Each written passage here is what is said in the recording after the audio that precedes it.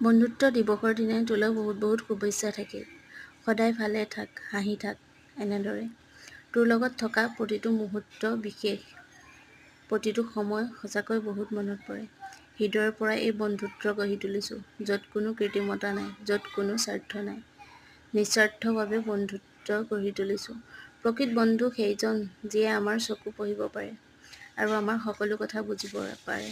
বন্ধুত্বই প্ৰতিখন মুখৰ হাঁহি, ই আমাৰ সুখ দুখৰ পৰিচয়। আকৌ এবাৰ হেপী ফ্ৰেণ্ডশ্বিপ ডে। আমাৰ বন্ধুত্ববোৰ যেন তই সদায় এনেদৰে ধৰি ৰাখ। বিয়া পাতি কিন্তু সলনি নহবি, সদায় এনেদৰে থাকিবি।